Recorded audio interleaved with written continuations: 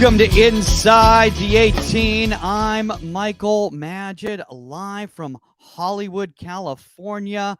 With me, no 99 World Cup winner Saskia Weber, no Omar Zini Pro GK Academy. Shout out to Omar Zini. He has gotten called up. He got the call. He's going up with the first team this week to Nashville. So congratulations to Omar. No bus ride for you. 4-star hotels, caviar, you know, the MLS lifestyle. And someone who knows all about the MLS lifestyle is one of our guest panelists today, guys. The one and only ex-MLS goalkeeper coach, Todd Hoffard, director of one-on-one soccer. And we don't just have one person who's involved with summer camps today. We've got, you know him, you love him, making his, 9th return to Inside the 18, the one and only founder of Camp Shutout, Mr. Shutout himself, Stan Anderson. Looking very, very academic today with the glasses. Yeah, well, that's so I can see you and see Coach Holford. I love it, man. That's what happens the older we get. I just don't have mine on. Mine are sitting beside me. I just haven't put them on. There we go. Well, guys. I appreciate you guys coming on. Obviously, there's a busy time of the year for you guys with the camps going on. Todd, why don't we start with you? Because obviously, with the pandemic and everything, you guys took a little bit of a hiatus from one-on-one soccer, and now you guys are back and going strong.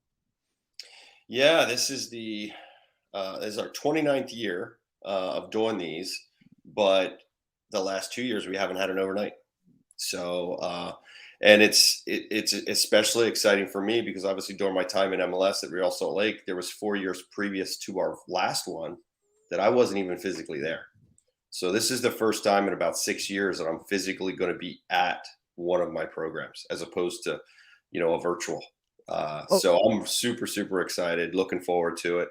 So I'm trying to figure out how to do it again. It's been 6 years of not really physically being there. So the last couple of days, it's all right. Oh, how do I go about doing this? How do we got to get this done? What we got? So I've relied on a lot of my staff over the last years to do it, and now I'm back in the seat and doing it again. Well, speaking of relying on your staff, I mean, the one and only here, Stan Anderson, relies on not just his own staff, but bringing in people like Todd Hoffard to come in and guest coach when they don't have those responsibilities. Stan, why don't you tell us a little bit about how that happened with Todd coming in last year? You surround yourself with people that are better at this than you. And it was a pretty easy ask of Todd to come in. I think we had just crossed enough platforms and heard enough of each other speak that it was an easy ask. Certainly, I think there's like anything in life, there's a trust component back and forth, not just me trusting Todd. I hope and pray that he trusts me as well, And we were able to pull it together and bring him in. Did a fantastic job, and I would do it again in a minute, and hopefully have steered a couple people to his programming. So at the end of the day, it's just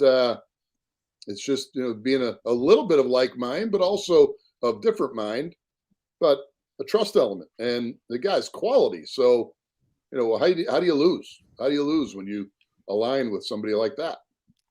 I mean, look, I think, Todd, I think for you, it must have been a little bit of a relief to be able to come into an environment, because sometimes you get asked to do these guest coaching, stints with these different programs. And let's be honest, they're asking you to put it together because they really don't have it together. And the Camp Shutout is just a well-oiled machine. So for you, when you came in, was it just kind of a turnkey operation? I mean, and for me, it was just essentially, I was amazed of how streamlined it was. And I think anytime you hear the numbers, 300 or 290, whatever it was last year, I don't recall off the top of my head. You begin to wonder, how are they going to get this organized? Because I know how difficult it can be to organize these types of events. So going in, I really had no idea. I mean, I see the videos, on his website and on his Facebook and all that kind of thing. And it looks great, but until you're actually there, you don't really have any idea of how streamlined and organized and what a true goalkeeping experience it is for the players. I mean, I was totally blown away by how everything went. And I was proud to be a part of it. Stan and I have had many conversations prior to me going there. And to me, it's always refreshing when you actually have a conversation with somebody and they're of like mind, like philosophy and everything. So it was for me a no-brainer. It's when he said, "Hey, can you make it?" Absolutely. I'd love to be there. I'm just gutted I can't be there this year. That's Or my one we. thing. I'm like, So and I'm are just we. thinking of it when you look at dates. You just like they gave me one date that I could actually do mine, and that was it. It's either take it or leave it. And then I think it was Stan. Like a week later, you called me like, "Hey, I'm not mine," and I'm like, I can't do Camp Shutout now. So well, but unfortunately, despite the fact that you can't have Todd Hoffard, which obviously is a massive disappointment, but the fact that he's got his camps going, is just massive and massive, because there are those students on the East Coast who may not be able to get all the way to the Midwest, and now to have a facility and a location where they can go on the East Coast is massive. And I love, Stan, I love the fact that you're not competitive about that, but you're rather more encouraging, and you want players to experience other camps and see these other environments. Look, I think we're human beings, right? We compete our ass off in various ways, but at the end of the day, truly, and I mean this, when you come across somebody like Todd, who's fantastic at his craft, was coaching a goalkeeper that I had worked with as a youngster.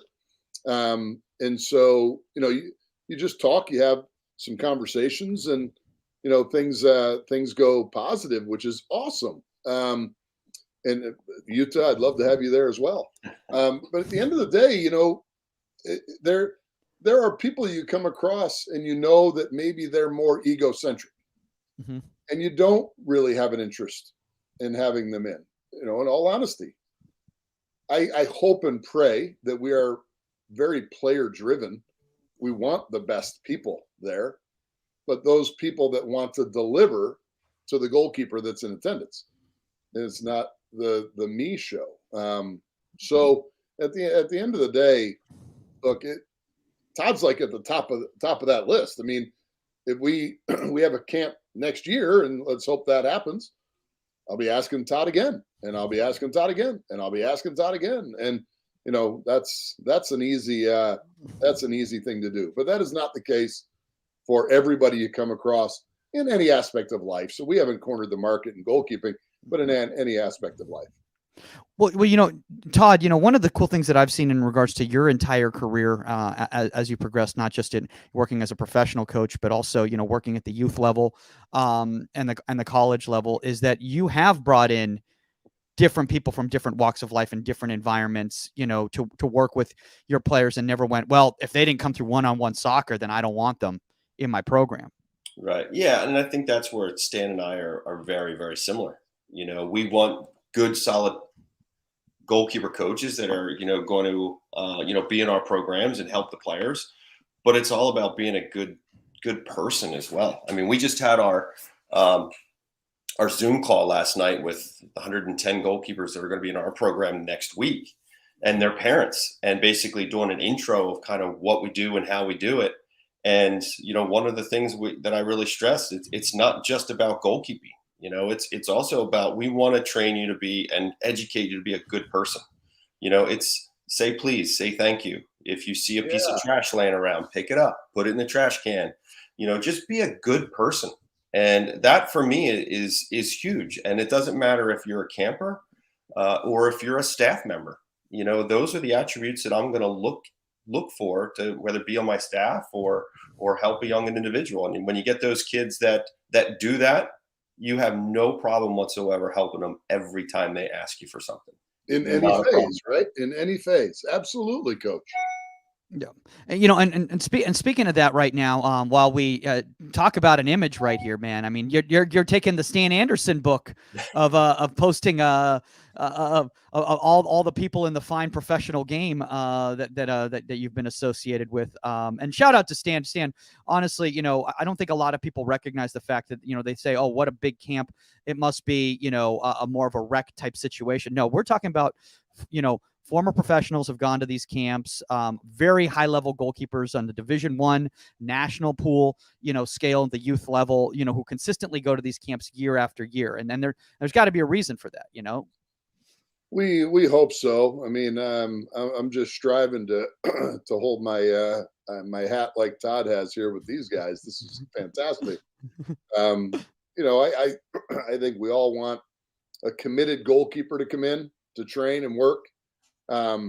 Let's never ever forget that athletes inspire coaches, inspire athletes, inspire coaches, inspire. It's a circle, and if you have to sit there and do all of the inspiring, it can be draining. There are those athletes that inspire the hell out of you, and that's kind of what Coach was alluding to there a second ago. That those that go that extra mile, you're more than happy to help them in anything in life. Just got a text today from a fellow coach that Mark knows, and Mike, you may have as well. I don't know if he was there. I say this because I don't know if he was there when you were with us. Yeah. He may have started a year later, but he just offered a full ride to one of our goalkeepers on the women's side. And, that stuff's that when those circles go around, it's great, and Coach has had all those experiences as well. It's that's the magic part of what we all do. You, Michael, Todd, myself, Omar, Saskia, I don't know. Well, speaking of the magic, I think, one of the best things is people giving back. And I don't want to make this feel like an ad read or whatever, but Todd, I mean, you're such quality. I think it's important for people to know this out there, is that the Union Sports did just launch its first e-course, and the first person we thought of was Todd, because he had done such a great job with his virtual mentor program on his own. So we got this new fully interactive e-course on the Union that's available now. So you can go to this link right there to sign up for it. And if you are not on the Union yet, guys, you definitely have to check it out. It's free. It's for the entire soccer community. It's pretty goalkeeper centric right now because that's where we started, but we're starting to branch out to all the different positions out there. And Todd, why don't you tell us a little bit about kind of what people can expect from this before we kind of go to today's topic? Yeah, well, I'm probably not the smartest guy in the world, but one of the things that the best things I probably ever did was I recorded every session I ever did. When I first went into MLS, I wrote everything down. I did every session plan. I can go back and I can tell you what I did on what day. And I'm glad I did that. And I did that for a reason, because at one point I wanted to have some sort of, book or video room or whatever where I could actually say, okay, you need XYZ training session. Boom, here it is. Because I didn't see a lot of that out there. I saw a lot of, things that were, here's an exercise to fix this, but not a full session plan. Like, here's 45 minutes to an hour of a goalkeeper session and progression from point A to point B. So I kind of pieced that together, and then obviously COVID hit, and it's like, all right, well, what are we going to do? How can we? And I know during that time, I think that's when Stan and I really started to talk quite a bit, and trying to figure out how can we help these goalkeepers that are stranded in their homes, maybe not doing a lot, but they want to get out, they want to do something, whether it's in their backyard or whatever. And, kind of came up with this virtual program. And it kind of started out as kind of helping mentor and giving them, access to some of the people like Stan that I've come across in my life, other goalkeeper coaches, in the league, goalkeepers, that we're currently playing in the league, strength coaches, sports psychologists, to give them a little bit of an aspect of what it's like to be a pro, and how to hopefully progress them as a goalkeeper. And, now it's kind of blossomed into kind of tying that into these session plans in this curriculum. So now there's session plans that go along with it, and I'll have, you can video me different, exercises if you're doing it in training, and we can kind of go over it, all that kind of stuff. So it's kind of piecing all of things that I did way back when, with writing things down into this virtual program all together in one. And speaking of that, I mean, first off, shout out to people like Stan, who did, Shutout live, during the lockdown and everything. And you really were able to kind of keep that community going, despite the fact that, your FC United players and, your Camp Shutout regulars weren't able to really communicate with each other the way that they were used to, which was in person, but you were really keeping that virtual connection going. Todd, what I love about what you're doing with this program, and shout out to the union for making this possible, is that interactive element. A lot of times, Stan, you'll get people who will post their sessions online, and that's great. But if there's no interaction with the instructor, or any sort of way to do any sort of homework and then get feedback, it's basically a one-way street, and you're kind of left to your own devices, and you don't really know. You're basically self-coaching yourself because you don't really know if you're going in the right direction or not. 100%. And, you look at something online and you see, a visual image of something that's static, and it can sometimes be this, and it doesn't pop off the page unless you're talking and connecting and sharing and learning with somebody or in a group. Then you feel much better about it. You read a book, and when you are just kind of glancing at some images, it's tough to really get the sense and smell of what's popping off the page there. And when you can get that, and Todd has the videos that you see of him sharing volleys and what have you with his pro goalkeepers, the great image of him, I think, diving with that, whatever that spike ball game. And the spike ball. I love that shot. I love that picture.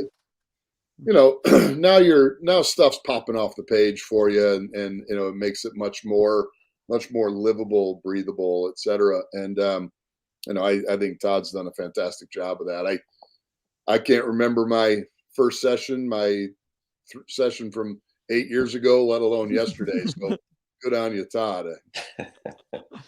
Well, I mean, he's got a library and a plethora of it, and I love the fact that Todd, people can reach out to you, and show you their work, because I think that is so important. It's one thing to say, "Hey, I'm doing this," and you're taking them at face value, but are they really doing that? So the fact that they can show you their work, and you can be like, honestly, and which is really honestly, I mean, that's one of the things that's beneficial about taking those, certifications and courses and everything like that. But not everybody can get to all those locations. Obviously, when you're talking about the higher level certifications, Todd or Stan, it's a time commitment, and it's a money commitment to get all the way to IMG or Dignity Sports, in LA or wherever they're holding them for either United Soccer Coaches or the Federation. Well, and one of the things that I really like about a course like this, or having that interaction, and I agree with Stan 100%, where if it's just on a page, it doesn't pop. You don't really get that. Or if it's just, you're reading something, you don't have any of that interaction. You don't really have a true understanding. Where I love the fact that, somebody can email me a link on YouTube of them playing a game. Maybe they did a training exercise, and now they're seeing it applied in a game, and now they can send me that clip, and we can look at it, and we can kind of dissect it and have a conversation. Okay, this was your decision.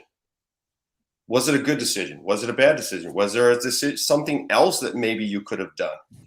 So without that interaction and those questions that I can ask that player or that coach, it's difficult to really truly get to the bottom of things. So I love that interaction. I think it's always fascinating. Not that anything that I'm going to say is always going to be the right answer, because I think there's so many different ways to look at things.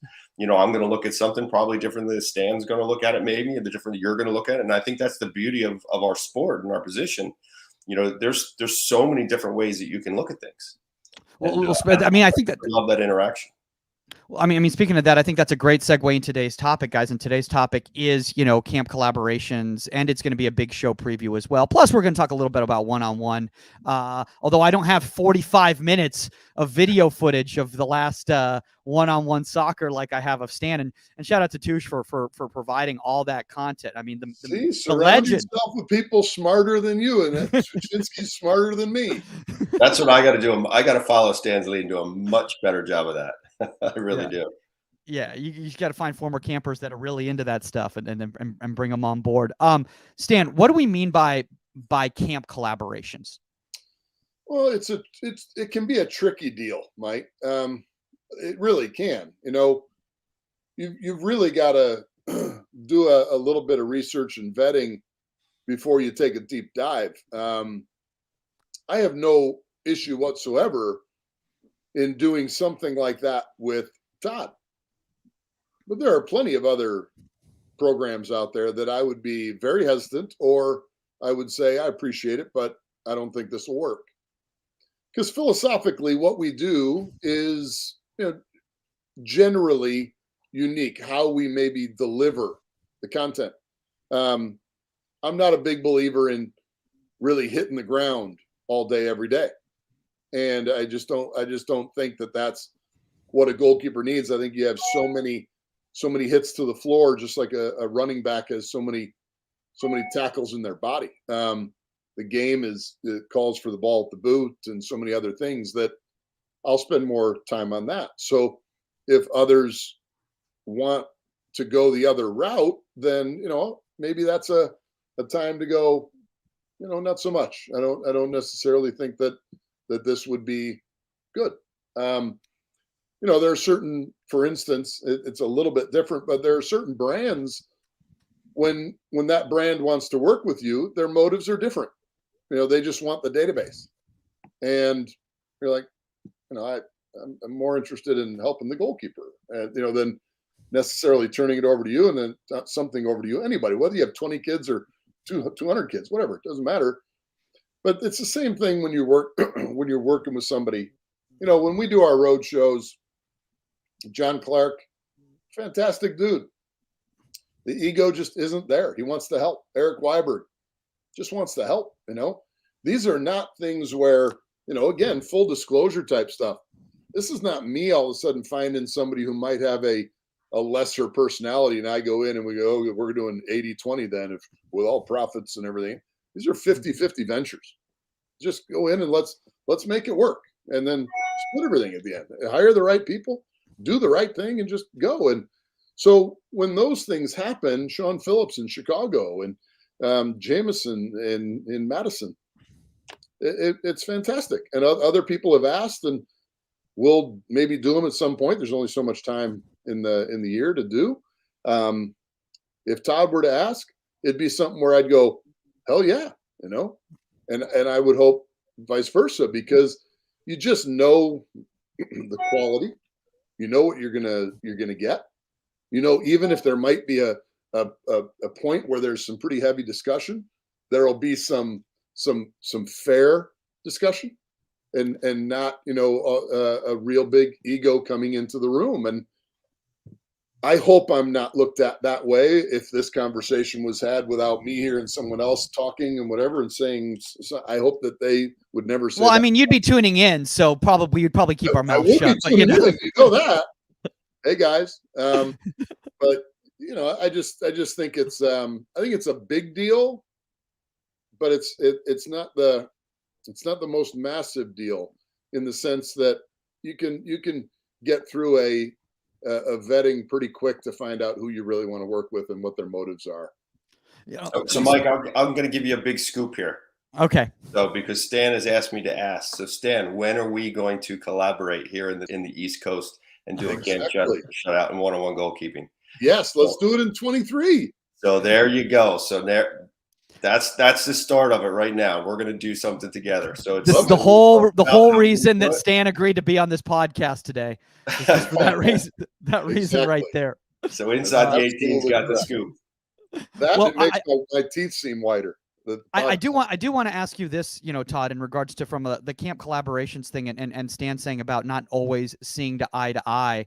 and how that's actually healthy in a collaboration when you're going to work with somebody, that if it's all just they just agreeing with you, that actually might be a difficult path too.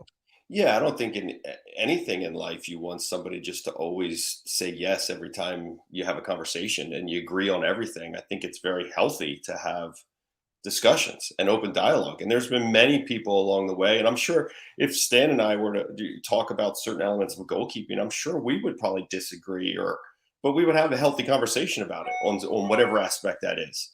And then I think it's okay to have that. I think you need that dialogue. I mean, I don't think I've ever been in a pro office with a coaching staff where everybody's always agreed. I think that's part of the fun. That's part of the, trying to figure out what's going to be the right process, is to get everybody's opinions, lay them out on the table, and then try to figure out, okay, how are we going to attack this as a group, as a team, as a staff, or whatever, and portray the right message, portray the right tactics, portray the right, whatever the case may be.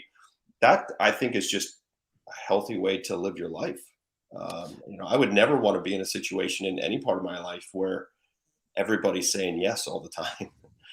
But I think sometimes, Todd, when you have a situation, like Stan, where, it's the big show, and it's a young coach comes in and they're scared, I think, and Stan, I mean, I might be paraphrasing here, but they might be intimidated and being like, bringing their own spin to something, or or new wrinkle, because they're worried about what you'll think about it, as opposed to challenging the narrative so that everyone's growing. Yeah, I guess a couple thoughts to that is, one, let's say I'm running an event and Todd comes in. Who am I to tell Todd anything? The guy's the consummate pro. So that's first and foremost. That's like out of the chute how I'm looking at it. Past that, if let's say we're at the big show and I'm riding around on the golf cart, I'm more interested in looking at the goalkeepers and seeing, a little bit of structure of what's happening, but more so their performance than I am really looking at the coach and what they're doing. Certainly that would be more of a younger coach that I would look in that regard at how they're doing, et cetera. Somebody that's, well seasoned and more experienced and everything else. We're going to have a discussion.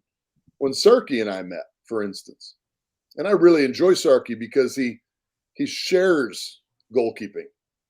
He didn't come in and act like he owned goalkeeping. And I've been around enough of those knuckleheads. So when Sarky came in, we had some banter, and it was started off as real positive banter. And then we had a big challenge in the nines in Portland when we were there for the Simple Invitational, when we were talking about near post coverage. And he felt the goalkeeper needed to be on the post at a near post when, depending where the ball was. In this situation, I thought they could be off the post. And he was very adamant, and in his Serbian adamancy. And we had a pretty healthy discussion in the room. And in that particular case, he saw what I was saying.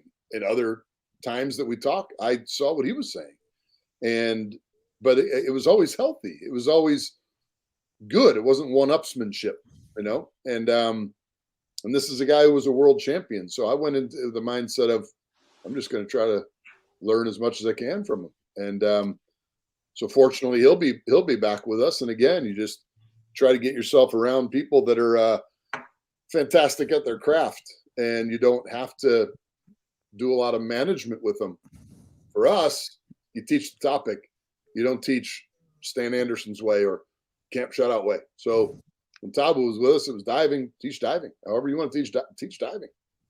Extension diving, teach extension diving. Distribution, teach distribution. And I think with what Stan just said there, I agree 100%.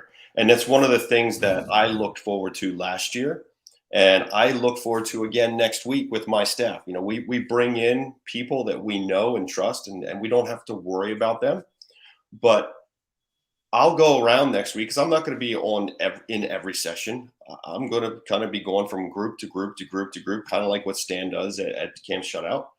And I look forward to learning from my staff, and that was something that I really looked forward to last year when I went to Camp Shutout, was being introduced to different people, people that I'd never met before, but people that obviously have a good pedigree in the position and do things a certain way that I can learn from. And I think once you start stopping to learn, that's the problem. There is no big, wizard that's out there, and all of a sudden you get to wear the wizard's hat. No, it's constantly evolving, and there's so many different ways to train the position. And I think for myself, I'm always looking to learn. I'm always looking to, I know Yuta was on here and probably still on. I'm watching Yuta. I mean, I've told this to Yuta. I watch his Instagram and Twitter accounts all the time, as well as so many other people that are on social media or on YouTube or whatever, because I want to see what other people are doing to stay fresh, to stay energized. And there's a lot of things out there that I go, oh, I don't know if I'd ever use that, or I don't really like that way. But there's usually something that I'll take, and it might be a word, it might be a little activation, little exercise, something that I can always say, you know what, I can use that, but I'm going to do it my way, and I'll instill it in this type of environment. So I think that learning is huge, and I really, really, truly look forward to that next week in my program. I want to say this right now, Todd, I love one of the things that you just said right there, and Stan, kind of bringing back to that about, the showing, learning different things from different people and sharing those resources. I think personally, and I don't know how you feel, but if Camp Shutout looks the same in 2022 as it did in 2009, then there's a problem, right? 100%, without a doubt. And we have a lot of the same people. I mean, Caitlin Kelly is celebrating her 20th year. Joe Zimko will be with us for a long time. Dougie, Dadian. They've evolved. They do things their way. And so it's been outstanding. All right. In that regard, Joe is much more interested in being kind of having a good time and fun, etc. Excuse me, than he is interested in grading the kids and keeping a straight face and not enjoying the process. Just more having it be instructor learner. And he's an educator, but he's fantastic at how he approaches it. And I look at that and go, okay, his brain works his way. He's one of the most, like, the brightest guys and the most goofiest guys around.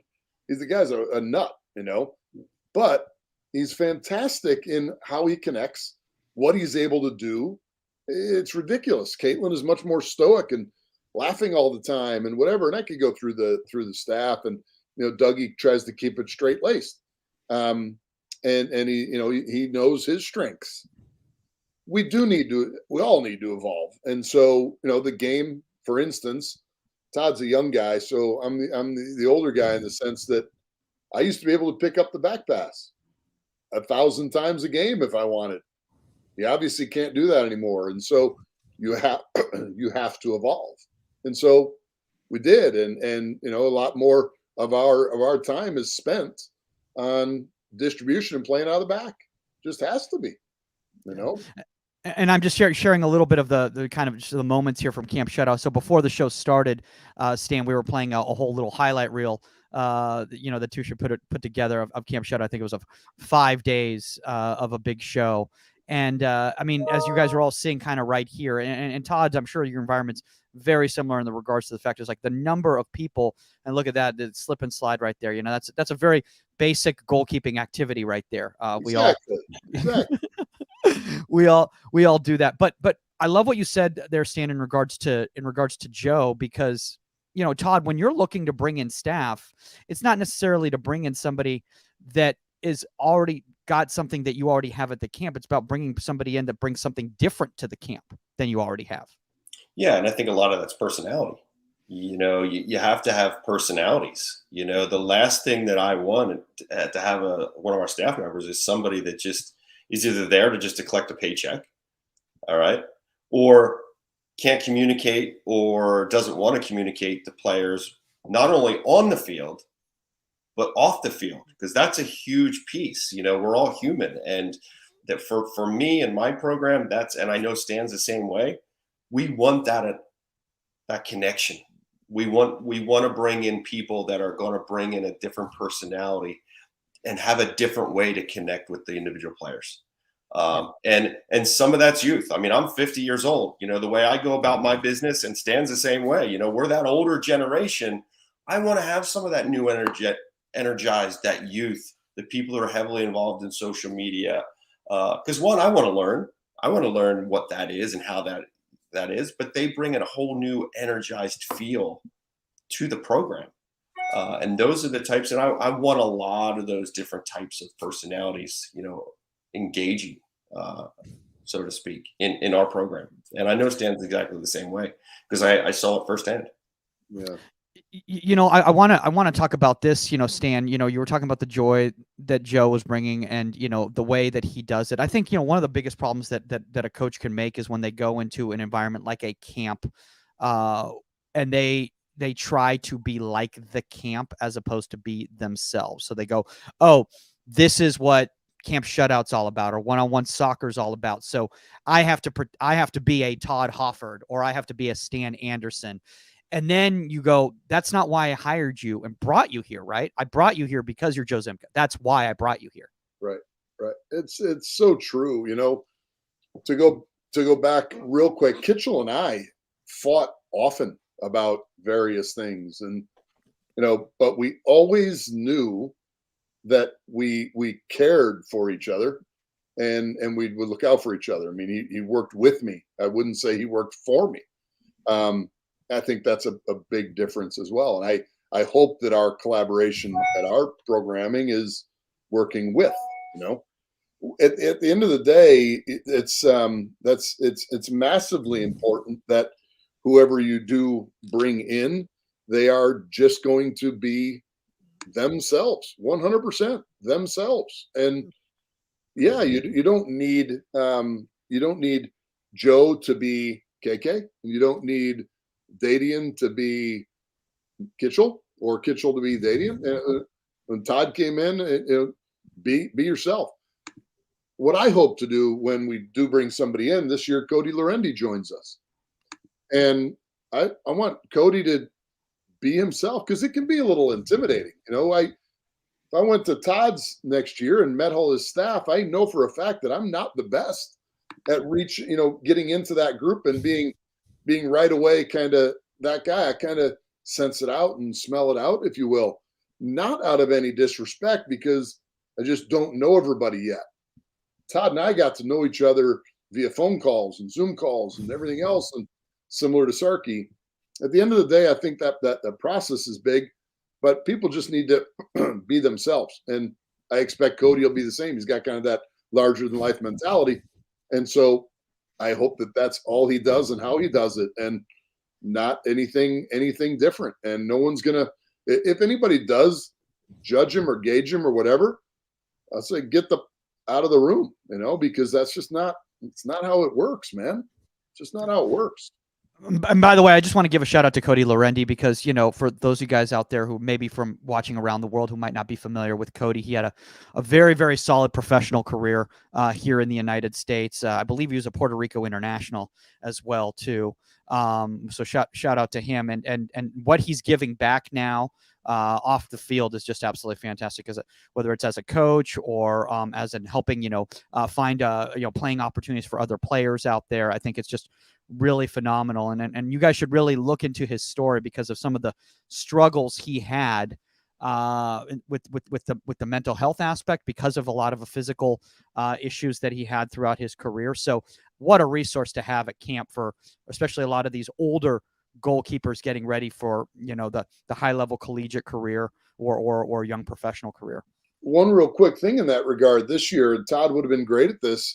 Michael, you would have been fantastic in either one of these. Is we're taking an afternoon off the fields, going into the classroom, and whether it be life after football, and say, Michael, you and Zimka talking about your life after football, life as a pro. Todd would have been there with Charlie Lyon and maybe Cody. You know, there's going to be, we have a nutrition and we have some staff assistants that's what they're studying. So you can go to four different rooms over a 2-hour period for 25 minutes each and get 4 different topics. You choose, doesn't matter, wherever you want to go. And it's going to be our classroom, our live classroom, if you will. Welcome back to the live classroom. But I just wanted to drop that in there real quick because that's something that guys like yourself would have been fantastic at, and it doesn't need to be on the field. And that I think is something where, and we do the same exact thing. And I think that is so important for these young players to not just get the technical stuff or the situational stuff on the field, but the tactical pieces, the outside the game, whether it's talking in as simple enough as talking about communication and how to communicate, you know, in that kind of classroom element. That's part of that goalkeeper experience. And I think that is so massively important and something that a lot of these young goalkeepers are missing from their clubs, their high schools and things like that. And they're just not getting it. So for us to be able to provide even just a little glimpse into that kind of thing or what it's like to be life as a pro, I think really begins to shape a lot of these young goalkeepers and their dreams and aspirations and just general knowledge, you know, in all aspects of goalkeeping, not just how to catch a ball or how to dive, but in so many other different things and trying to hit. And I think, you know, Todd, you had in your little thing right over here. And if I put this back up right here, if we can all see it right here, you know, what does making training real really mean? And I love that because in regards to a real environment, you know, Stan, how many young players, you know, that have come through the youth system, they've literally never been in a film room until they get to college. Yeah. And they don't know how to handle that experience and how to get the most out of it because all they've done is train on the field with no real time to delve back. Because, you know, sometimes getting feedback in the moment is very difficult as opposed to taking some time and watching it after the fact. Sure. It's an area that I need to be better at for sure. You know, in many of the collegiate and MLS environments, you have somebody cutting those moments and interactions for you. And it's a hell of a lot easier to be able to take that link and go, okay, boom, and see them all, as opposed to watching 7 games, 90-minute games for the GA level and, you know, trying to find the moments. And it's fantastic when they can. That's a huge part of their development to be hearing the fact that, hey, you know, 50% or more of the goals that are going to be scored on you are coming from set pieces, either that or second phase of the set piece. Yeah, sure. And then you look at a 3-1 game, and you know, after that game, you realize 3 of those goals in the game came from set pieces. You know, and then you get a little bit more buy-in, realizing that the distribution, it was in the graphic there, that most of the game is spent with the ball at your boot or in some level of distribution. There it is. You know, green distribution, 64%. I mean, you know, that's 21% of that stands a goal kick. So you add those two together, and that's 85% is at the ball at your foot. There you go. You know, and talk about evolving. That wasn't the case for me when I was a youngster. And there's plenty of people that, you know, still today, and we've all heard it, all 3 of us. Anybody listening, you know, just keep the ball out of the net. That's what I'm looking for. Just give me the goalkeeper that's going to keep the ball. That's the one I want. Yeah. Okay. Sure. I'll construct that 6'7" mountain for you that moves like Kevin Durant, and I'll have them here tomorrow. And it's so silly in many ways. And, you know, you're trying to develop somebody to develop them and get them better, et cetera, and not just stand there and go to keep a ball out of the net. It just doesn't make a whole lot of sense, but that's where we are. And, you know, I think it happens worldwide. But I think, you know, one of the things there is that it's very difficult, especially in a youth environment, for players to understand how, and Todd, you know, throwing this back up here to the before the save, how important that moment before is, because all they see especially on television, a lot of times when it comes to highlights, is the final action. And how rarely do we ever see the buildup? And obviously, it's for television and editing, and they only have so much time. And what are they going to do? Show 25 minutes of buildup play before it gets to the final action. But it's so important for us, even in a camp environment, for kids to start recognizing how starting position, moving out of possession, in possession, determines. I mean, look, I'll be honest with you. Like when I was growing up and I was going to camps, there was no in possession to out of possession transition. It was all either an out of possession action, or if it was an in possession action, it was a very simple in possession action. Bowl the ball out, throw out, long goal kick, long punt, those sorts of things. But we never in a camp environment ever worked on losing the ball and then quickly transitioning to, being in position for that shot, or vice versa. And Stan, that's something that, that I've been seeing now in the camps with these younger coaches coming in. And I'm not being derogatory towards older coaches, but they've grown up in that environment. So that's what they're sharing with the kids, because that's what they're dealing with right now in college, playing right now, or they just recently finished playing.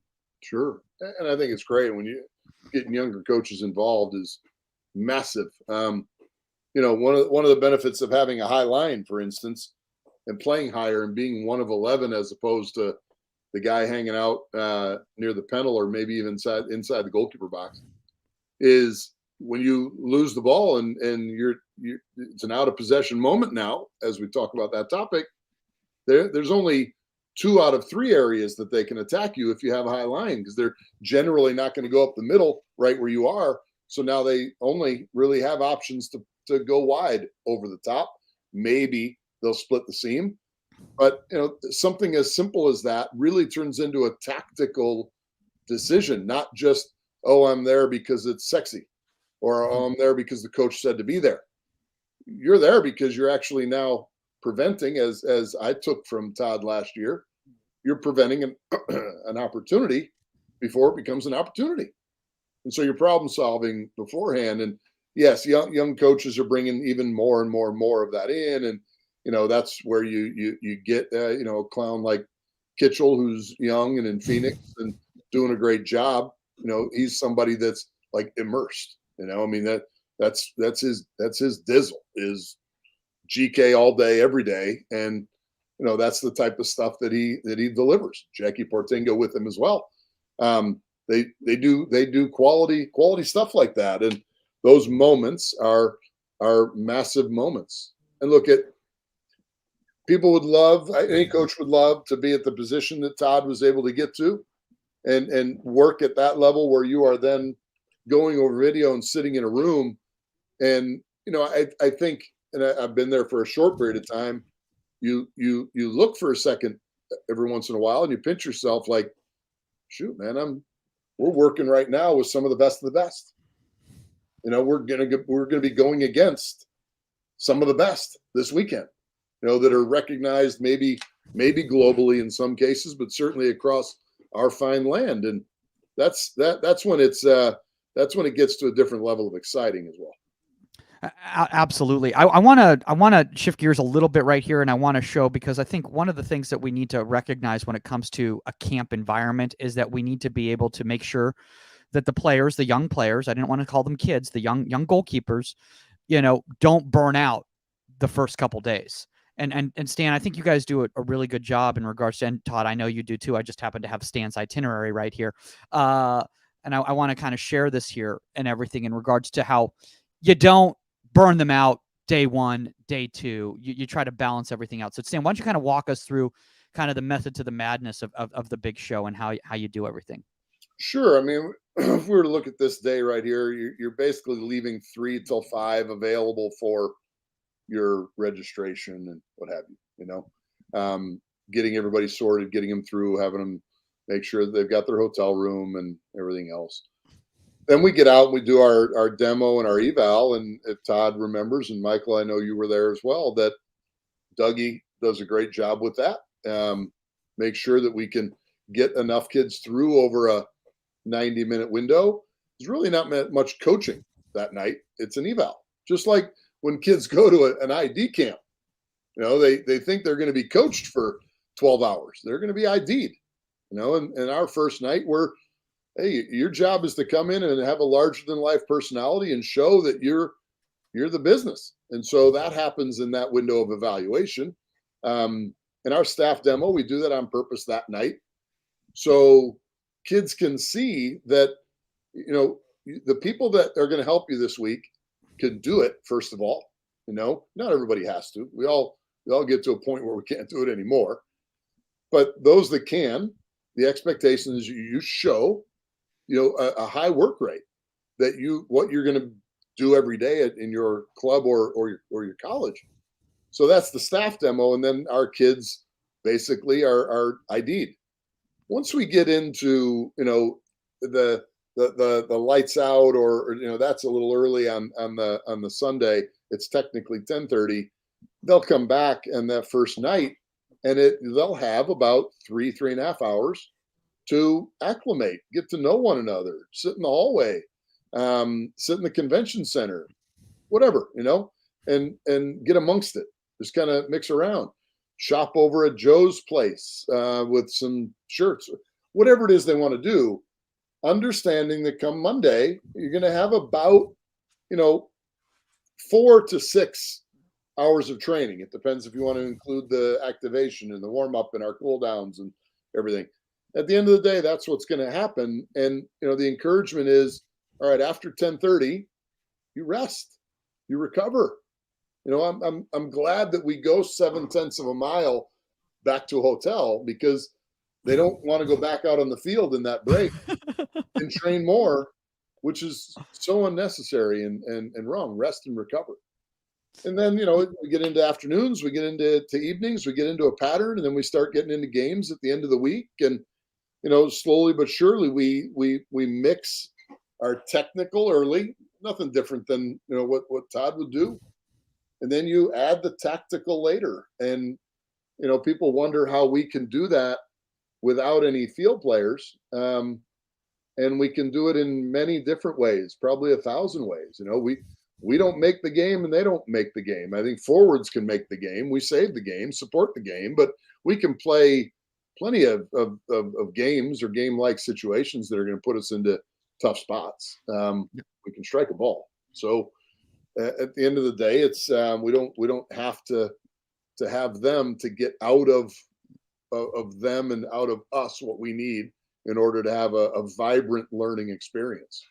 You know, one thing, Stan, that I want to bring up right here with Todd right here, and I'm sure, you know, Todd's going to completely contradict everything you just said in regards to your itinerary right over here. And Todd, I actually don't know how you feel about this, but what I liked about Camp Shutout, and I haven't been to one-on-one yet, so I can't speak for one-on-one yet, is the fact is that the majority of the coaching takes place kind of during the meat of the week.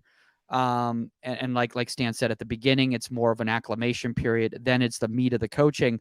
And then once we're getting towards the end of the sessions, you know, the coaching kind of goes away, and it's more about the experience of actually the game, because it's basically, in my opinion, all that knowledge you got for those days during the meat of the week. Let's see how you can apply that. Yeah, and I think that's the essence of coaching. I mean, I think whether you're in a camp environment, whether you're within a team environment, in the youth level or in the pro game, that's ultimately what it's always going to be. You know, it's going to be that technical aspect, getting it into a situational or a functional activity, and then where does it apply in the game?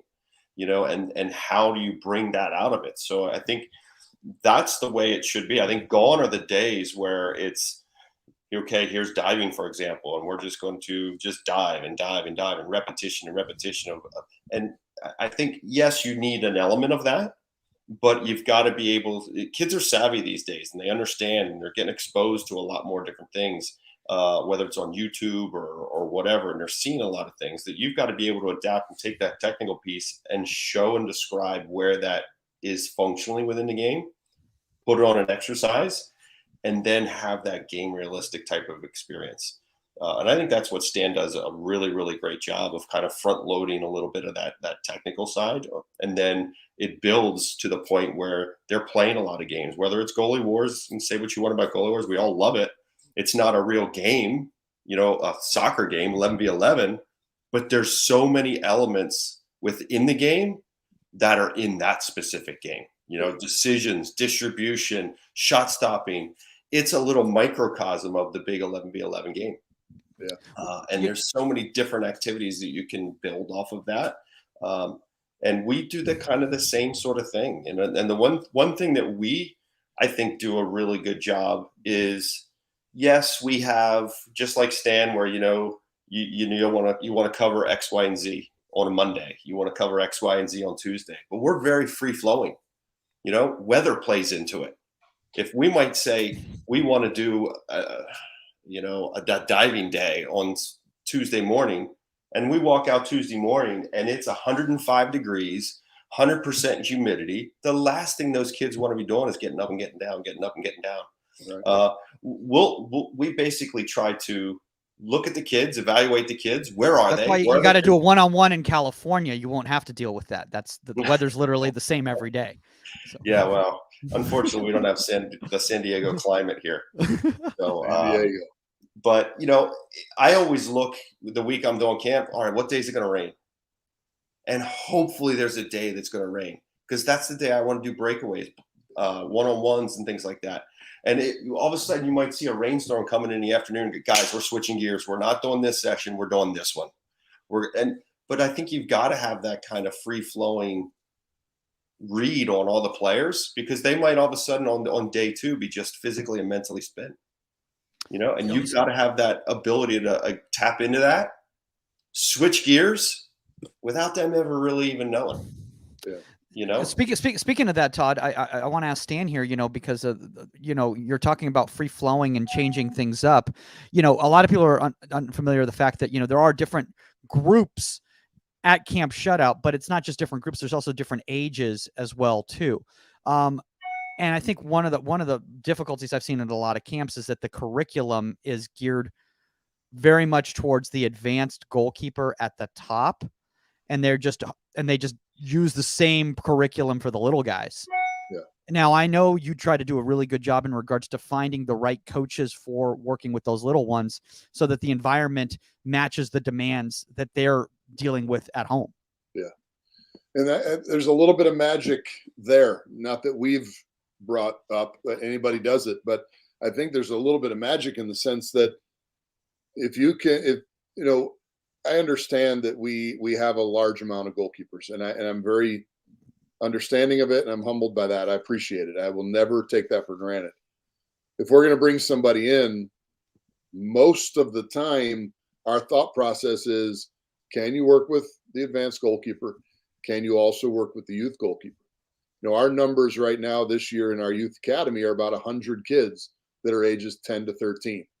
Now, that's a big number for a kid who's 10 to 13 years old, because that's not a huge demographic age-wise of kids that have committed to goalkeeping.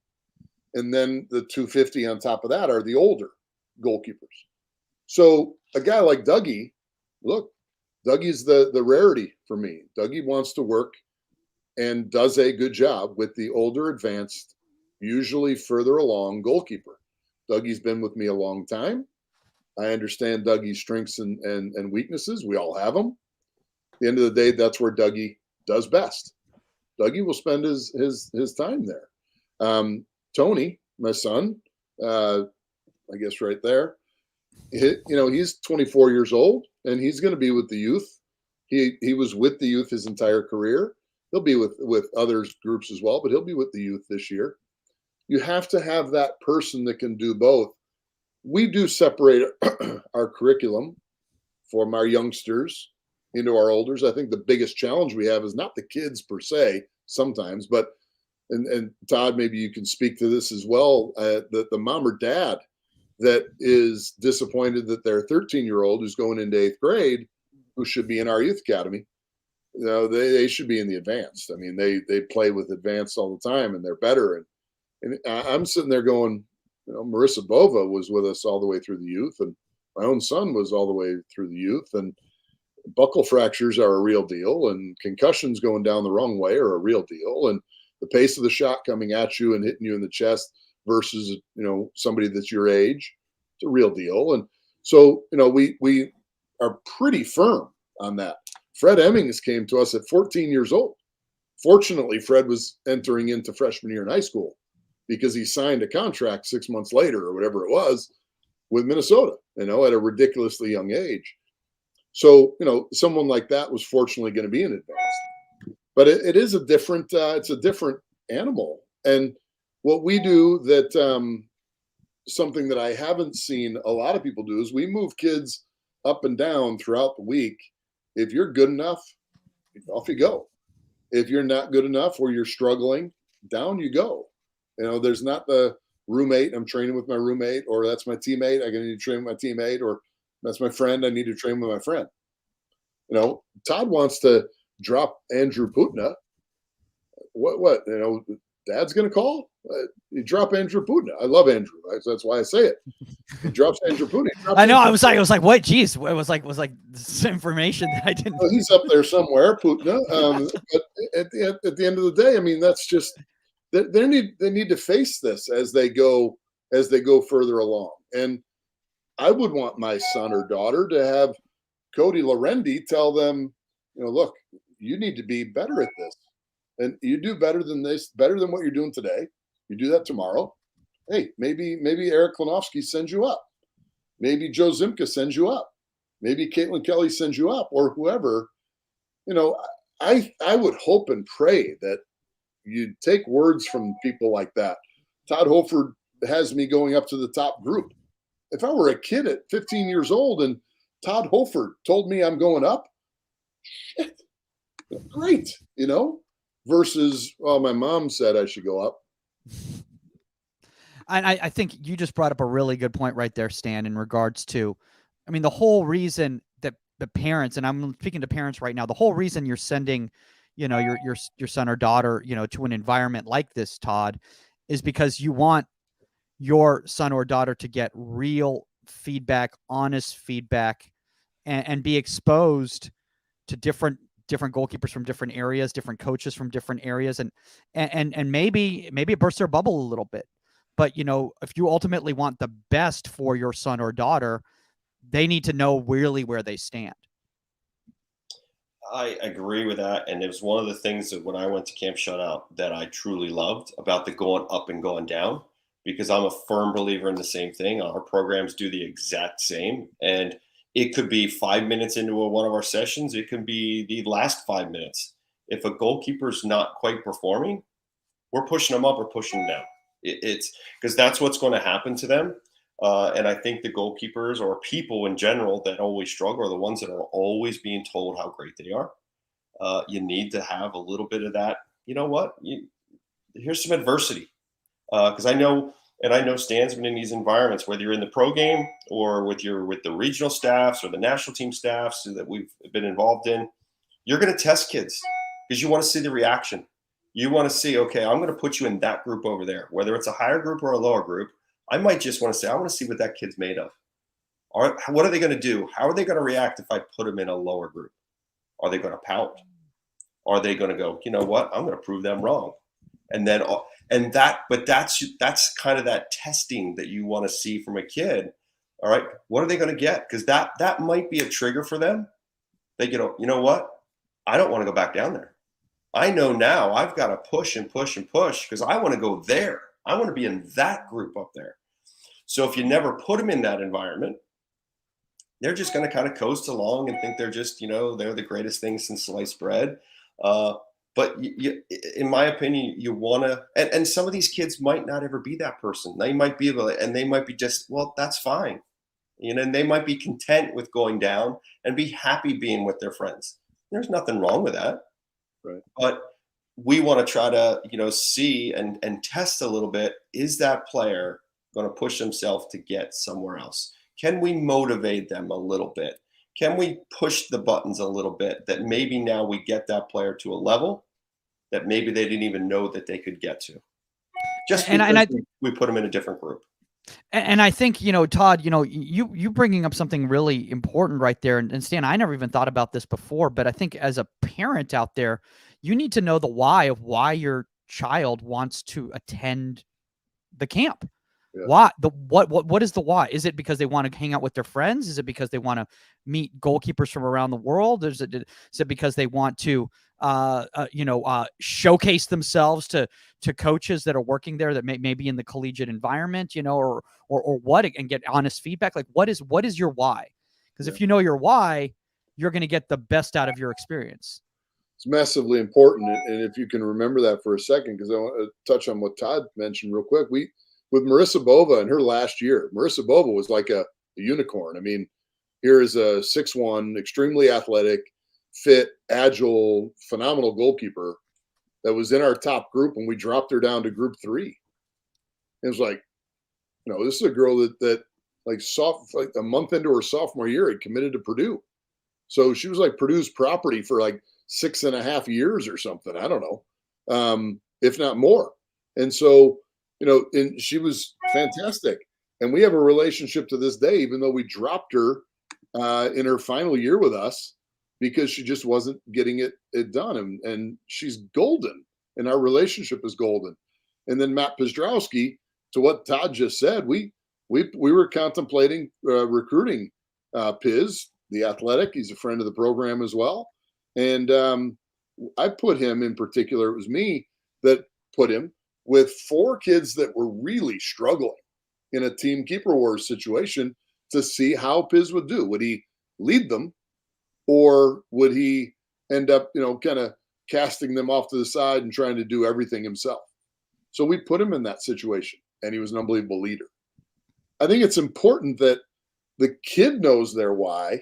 I think, moms and dads, it's important as well. My own son, Tank, he now knows his why he wants to go and play at the next level. He's a field player. We're doing a DNA test to see if he's actually mine, but he is a field player. And he is somebody that now knows what he wants. And that was important for him to discover. Me being in the game, I can't hammer that into him. All of a sudden, he was train, and lost weight, and wanted. And now he's in a situation that hopefully he may be playing at the next level. We'll see. And we're talking at 22. He's an already graduated kid, but the kid needs to know their why.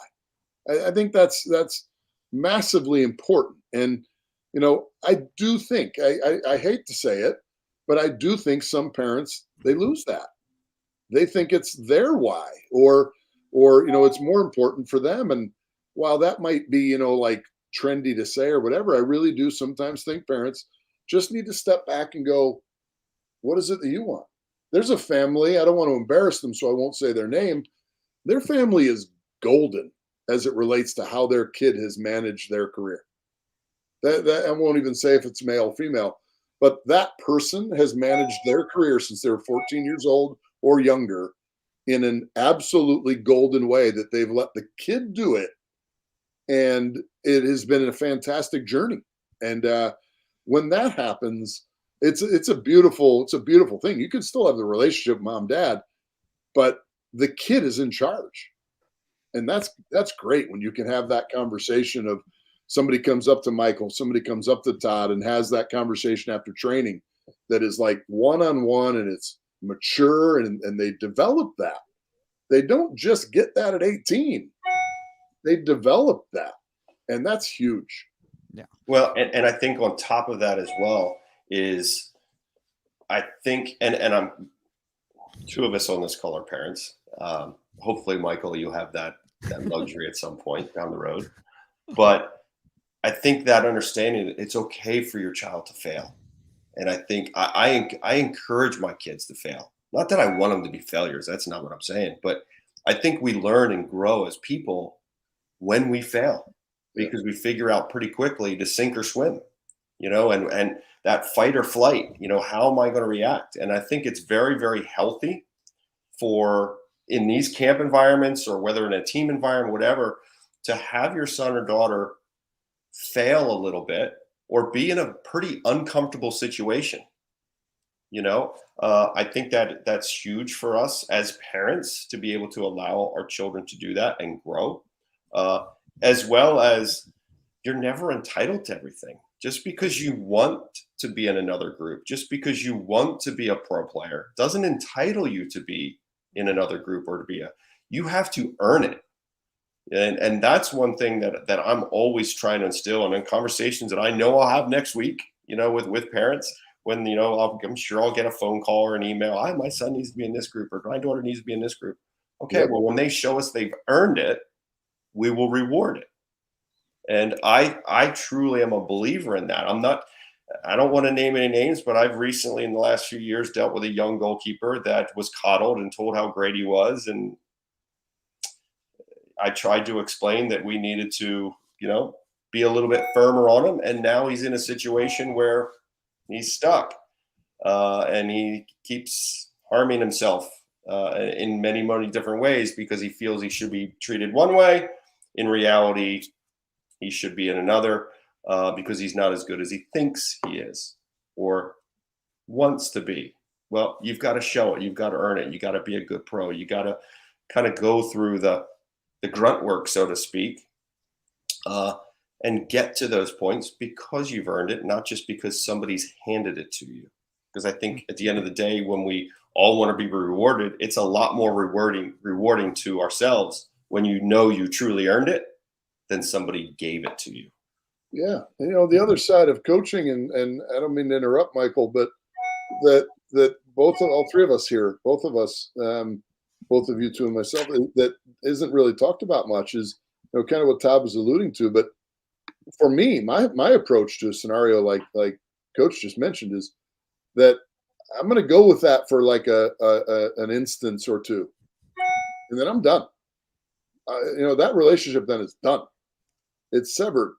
And that's not a sexy thing that happens in coaching, but you get to a point where you realize that just fundamentally, this ain't going to work.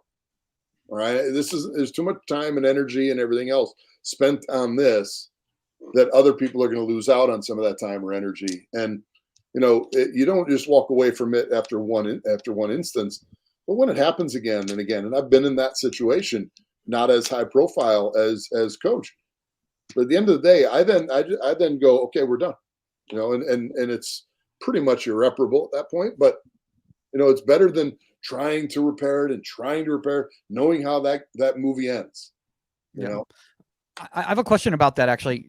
Stan and Todd, and both of you guys can answer this. But have you ever been in a situation where, whether it's at your camp or your club or anything, where you've had, whether it's a coach or a player, and it's just not working out between them, and you had to, and maybe it's nothing against either one of those. It's just there's just not that connection, and you've had to move, a player to a different coach or a coach to a different group or whatever. Coach, go ahead. I mean, yeah, there's always going to be individuals that maybe the personalities kind of conflict. I've had goalkeepers that think they know more than the coach, and hey, well, my coach does it this way. And okay, fine. We're not saying that they're right or wrong, but can we meet in the middle a little bit? Can we kind of live together for a few days and try to figure out what's going to be best for you? I'm not saying that this way has got to be the way, because at the end of the day, it's going to have to be for you. But personalities, there's always going to be personality conflicts. If it would ever become, and I don't think I've ever had this, I don't know if Stan has, where it's gotten to a point where I've actually had to physically remove a player and put them in another group because they hated the coach or the coach hated the player. I've never had anything like that. I'm sure there has been somewhere at some level. We've been fortunate to haven't. Have we had discussions with parents? Sure, absolutely. I remember a conversation I had with a parent that was insistent that we move their daughter to a different group until I had a conversation with him. And he was saying how great she was and how she was one of the best goalkeepers there. And I said, okay, well, were you here this morning when we were actually doing a demo and she was daydreaming with her gloves in her mouth, and she was daydreaming during the exercise, and she was wearing braces and her glove got caught in her braces? I said, is that the mark of a truly premier level goalkeeper that's daydreaming during a session and gets her gloves caught in her braces? And he stopped immediately and never came back and never said another word. So I'm like, I'll have those conversations, but I'm going to be really honest with you. And if you think your daughter or your son needs to be there and we feel the same, by all means, I'm not going to hold him back. I said that last night on our call. I will never hold a goalkeeper back until it becomes physically detrimental, which is what Stan, alluded to earlier. Once it becomes physically detrimental and they're going to get hurt or whatever, then we stop. I'm not progressing. But if that 12-year-old can physically handle being with a 15 and 16-year-old, again, if they could, they probably won't, but if they could, I'm not going to stop them. Yeah. All right. But I don't know, Stan, have you ever had instances like that where I know it's a weird question. I just was curious. No, it's a great question. I really do think it's a great question, Coach. I've been very close in my current role where it's been tough scenarios, and look, there's different areas in which you coach. There's club, and sometimes there's the pay for play model, and then there's club, but it's MLS Next or the old DA model, and then you have camp environments, and then you have college teams, and they all have their own different dynamics as well. College, you have one of 4 kids, and are you going to send a kid off the team? They're still going to be in school, and it's a whole different dynamic. Camp environment, no hesitation calling a parent and telling that your kid's got to go home for this or that. One kid I was an inch away from, who's now a staff member, but when he was a camper, a goalkeeper attending, I was an inch away from calling the old man and saying, I've got to go home. The philosophical and the butting of heads and this or that, I've been close there, but never ultimately making a harsh call. I've been fortunate that being in those scenarios that people have been supportive of me, whether that be the fire administration or FC United's administration, or at Camp Shutout, I'd have to call the boss, my wife, to see if she'd be supportive of me if I had a scenario at that camp. But fortunately, it's never come to the penultimate moment or a full climax. So. Yeah. Well, let's. I think we'll wrap it up on a more positive side, because I went down a little bit of a dark path right there. Guys, first off, this is an insane week for both of you. So thanks for taking all this time, and we've been going almost an hour and a half with you guys, and I know it's just a massive week. As you guys heard those dingings going on, if you're either watching or listening to the podcast, those are all emails coming through to both these guys right now. That is the week before camp. What that is like, it's just bombard. So the fact that they were willing to take this time out, that's how important it is for you guys to hear a lot of this information. Thanks for having us on. Oh, absolutely. I wish Saskia and Omar could be here to listen to all that, but they're out there living their best life. Todd, for people out there who don't know much about one-on-one and are coming next week for the first time, what can they expect? Well, we'll kick off Monday morning, 8 a.m. We go for 3 days. We don't do the 5 days like Stan's. We kind of get them in, and it's aggressive for 3 days with a lot of different classrooms. But it's like Camp Shutout. It's an experience. It's not only just on the field. We do classrooms, because we haven't had a program in 2 years with COVID. I'm kind of rolling out the red carpet. I'm opening up my Rolodex and bringing in a lot of MLS goalkeeper coaches, current MLS players, former national team players, not to physically be there, but to do little Zoom Q&As. So in between sessions. So we've actually got it where we have QR codes for all the kids, so that we're not even going to a classroom, where they can still be decompressing in their room. They bring their iPad, they bring their phone, they scan the QR code that's going to be on their door, and they can pull up the Zoom call from the comfort of their own dorm room. And be on a Q&A with an MLS, player, things like that. Stan's taking some notes here. Look at that. But I tell you what, though, that goes back to what Stan said before. You hire people that are smarter than you, because that came from one of my assistant directors. She's like, we can do a QR code. They never have to leave the room. I'm like, that's brilliant. Let's do it. So she got together the QR code, and now we basically, instead What's of her name? going to instead of going from a field and walking back and forth to meals, and now you got to walk back and forth to a classroom, the kids can have their feet up, laying in their bed, and still get the element of a classroom and still get that rest and recovery. So that's something that we're bringing in, and I'm super excited, to bring in some of these people. And I'd love for Stan to maybe come on and do something as well next week. And I'd be more than happy to return the favor of, doing a Zoom call with some of his. And that's the beauty, I think, of what we do. I think Stan and I are one and the same. We want what's best for American goalkeepers, and there's no rivalry. There's nothing. I'm going to push kids to him. He's going to push kids to me, because at the end of the day, it's kids being in that environment or being in this environment or being in another environment down the road. It's bettering American goalkeepers.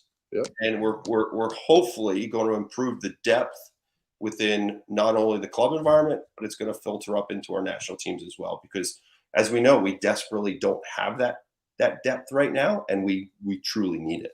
Yeah.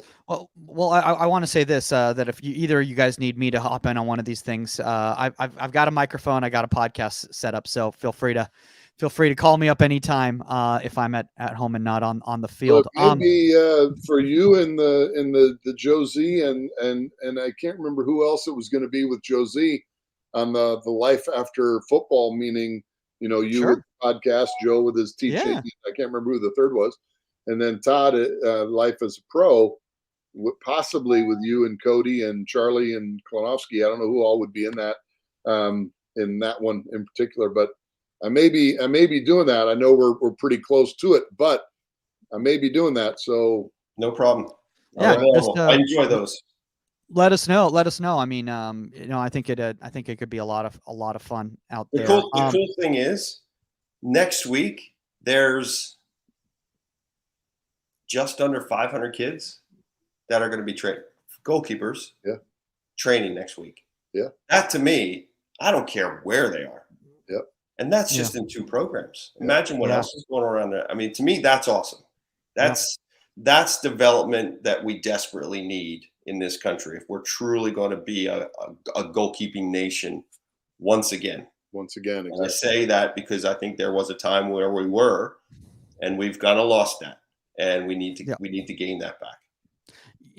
I will say one of those things in regards to that. There's been so many talks about the lost generation, on both the men and women's side when it comes to goalkeeper identification and goalkeeper development in the United States. For those of you guys who are listening from around the world, but I do want to say I feel like it's changing. And I feel like there's a really good group, a crop of young goalkeepers on both the men and women's side that are starting to creep up into the pool and really starting to get noticed, the attention, and get into the right environments where they're really going to keep developing and I think for such a long time.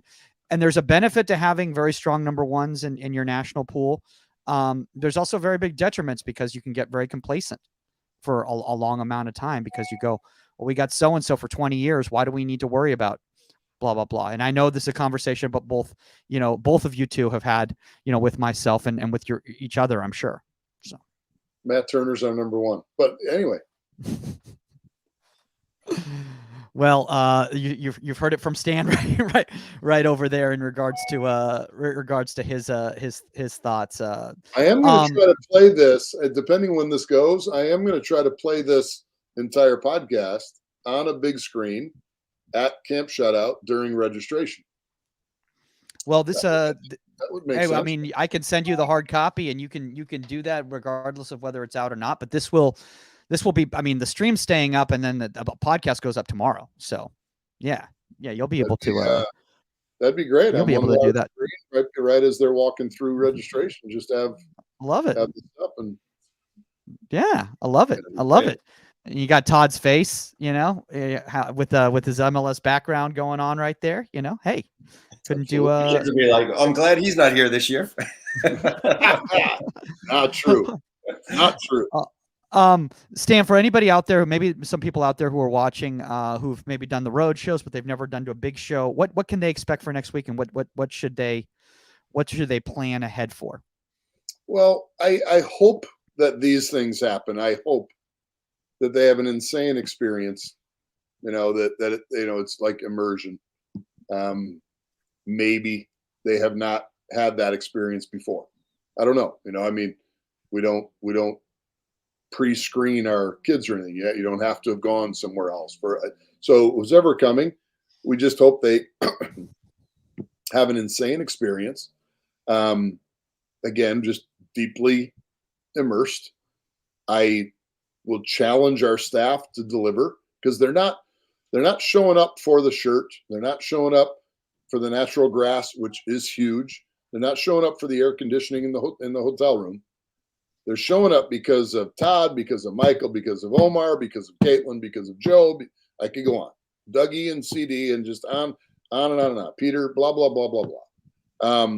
That's why they're showing up, for to be taught, to learn, to get better, to walk away with something that's going to help their game. So that'll be the challenge for the staff to deliver. The kids' challenge will be to have good body language, have their eyes open. Their mouth is going to open some eyes, which I did say that correctly, and it's what I mean. People will start paying attention to you if your communication is fantastic.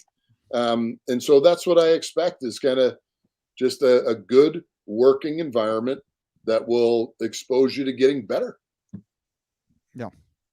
Well, that's I think that is a great way to wrap it up right here, guys. Just go in there with an open mind, an approach to get better, have a great experience, enjoy yourself, have fun, regardless of which one of these camps you're going to. We should have had a West Coast person here, so it could be East Coast, Midwest, and West Coast, and then we have a trifecta right over there. Todd, if people want to connect with you, where's the best place for them to do so? Probably just on our website, oneongonegoalkeeping.com. Number one, ON, the number one, goalkeeping.com. It's probably the easiest. Or I'm not a huge social media person. I do have an Instagram account. I do have a Twitter account. So it's just my name, Todd Hoffard. Feel free to hit me up on either one of those. If I don't get you right away, I probably haven't seen it because I haven't been on it. But eventually, I will find it, and I will just start using your union account. I know You've got one right there, and you got a virtual program on there. You might as well start using it right over there. Stan, if people want to connect with you, what is the best place? Well, modern day today is probably Instagram is the best, and at camp_shutout. There is a Twitter account at Camp Shutout. There is a TikTok account, but I haven't really used it for Camp Shutout per se yet. I think that'll evolve over time. But Facebook is at Coach Stan Anderson, because Facebook took down my Camp Shutout site for like 75 years. So that one is at Coach Stan Anderson for the parents that are out there. Or just hit me up any which way, and I think you'll find that guys like yourself, guys like Todd, guys like me, Omar, Saskia, we'll get back to you and try to help whatever way we can help. Yep.